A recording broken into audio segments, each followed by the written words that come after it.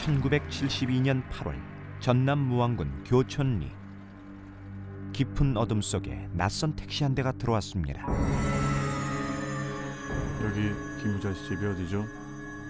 저쪽인데 그 집을 뭐 때문에 찾는다요?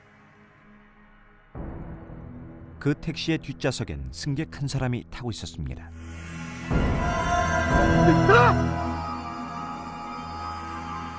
택시 뒷좌석엔 젊은 여자의 시체가 앉혀져 있었습니다. 그 사건을 전해준 것은 한 통의 제보 편지였습니다. 한밤중 택시가 젊은 여자의 시체를 싣고 왔다는 것은 믿을 수가 없는 일이었습니다. 사건을 확인하기 위해 편지를 보냈던 사람을 만나보기로 했습니다.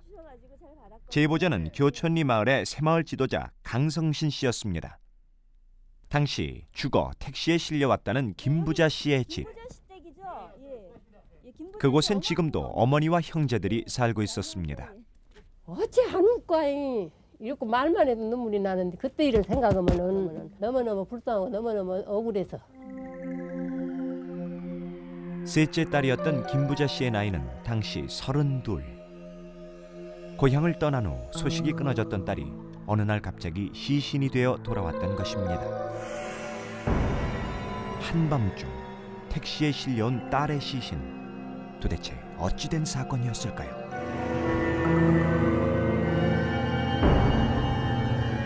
계시오! 용산 양반 계시오! 싸게 좀 나와보시오! 언능요! 오밤중에 누구요? 참말로 큰일 났어! 부자가 죽어서 왔단 말이오! 부자가! 뭐셔? 시신을 가지러 간 것은 언니와 남동생이었습니다. 시신은 분명히 부자 씨였습니다.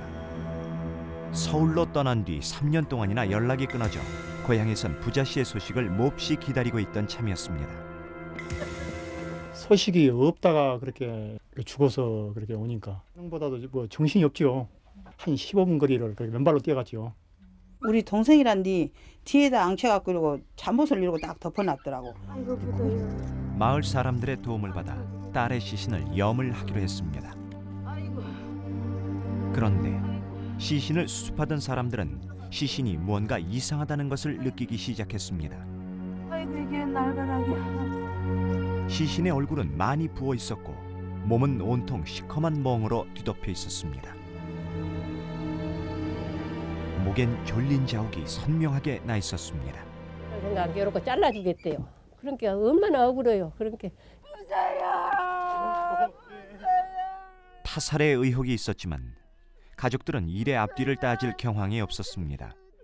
그리고 억울하게 죽은 딸을 편안히 쉬게 해주고 싶은 마음에 서둘러 정성껏 장례를 치르게 됩니다. 여보 당신. 딸을 묻은 후 어머니는 밤낮 없이 무덤에 매달려 살았습니다. 다시 한 번만 딸을 볼 수 있다면 어머니는 무슨 일이든 할 수 있을 것 같았습니다. 장례를 치른 지 7달 후 정말 믿을 수 없는 일이 일어났습니다. 엄니! 엄니! 이게 뭔 소리야? 엄니! 문 좀 열어주시오! 죽은 딸의 목소리였습니다. 지효유! 지가 왔어라!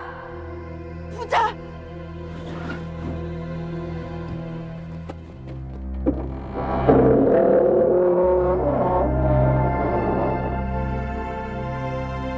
죽은 딸이 다시 찾아왔습니다.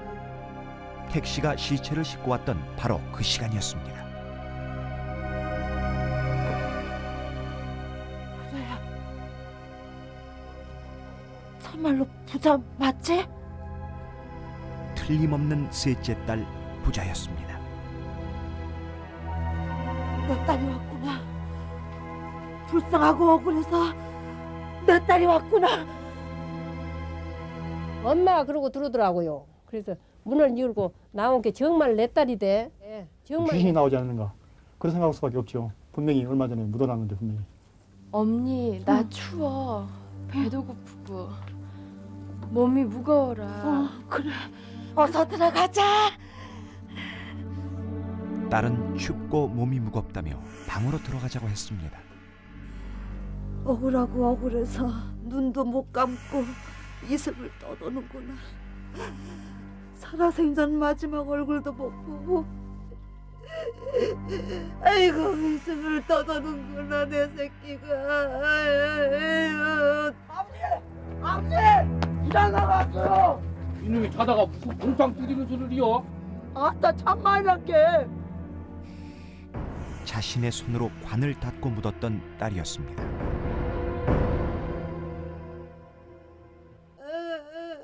그런데 방 안을 둘러보던 딸이 갑자기 이상한 이야기를 시작합니다.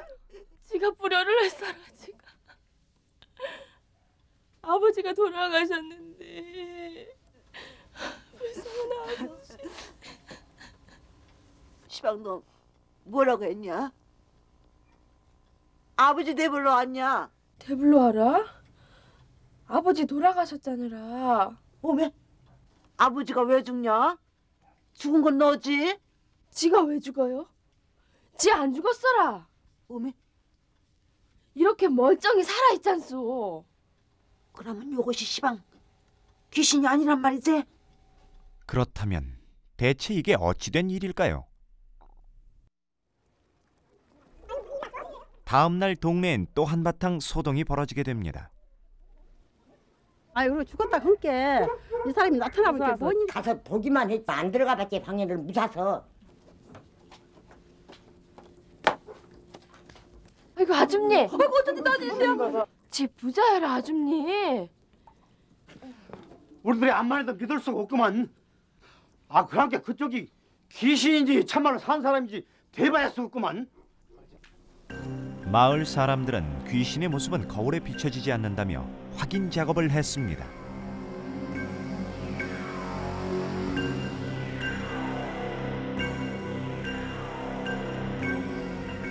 혹시 무덤을 뚫고 나온 것은 아닌지 무덤에 터진 자욱이 있는지 확인을 해보았습니다. 무덤 남편 자국 없는 줄 아네. 아이 참말로. 보시오, 지는 안 죽었잖아라. 아이고 정말 요상하네. 온 마을을 2번이나 뒤흔들어 놓았던 주인공 김부자 씨. 그녀는 인천에 살고 있다고 했습니다.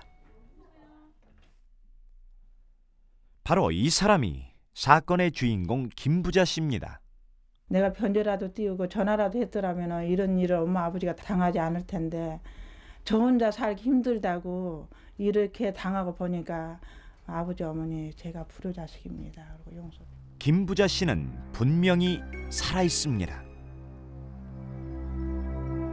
그렇다면 무덤에 묻혀 있는 사람은 도대체 누구였던 것일까요? 그리고 시체를 실은 택시는 왜 김부자 씨의 집으로 찾아온 것일까요?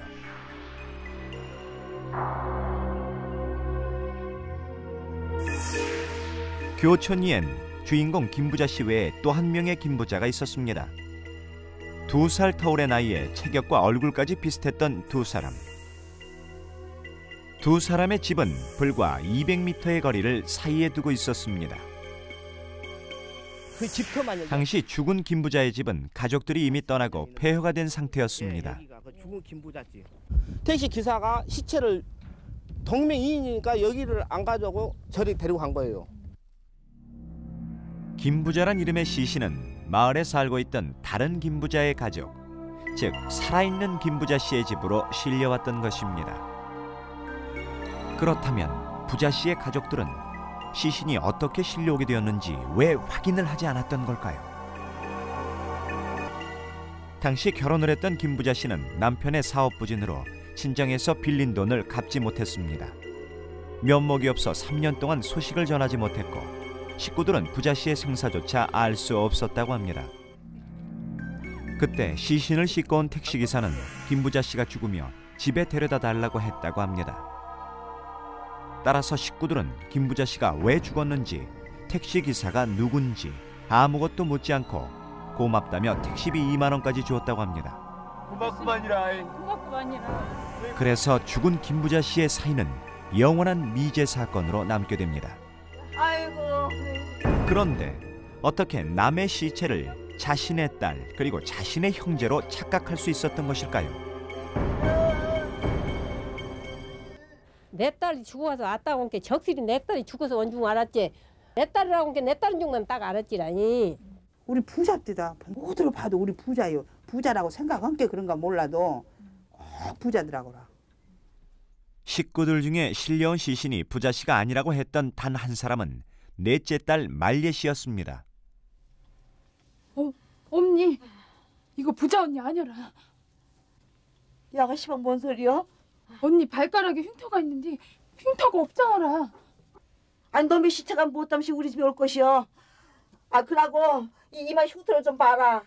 우리 부자가 죽은 김부자 씨 또한 김부자 씨와 똑같은 위치에 흉터가 있었다고 합니다. 아닌데.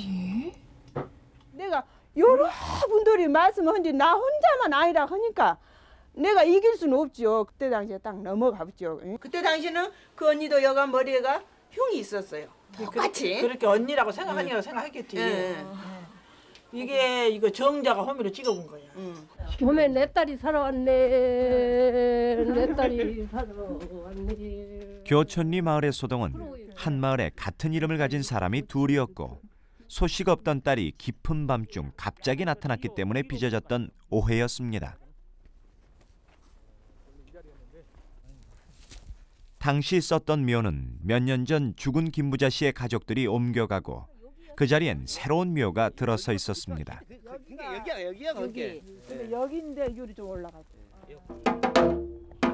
노래를 그냥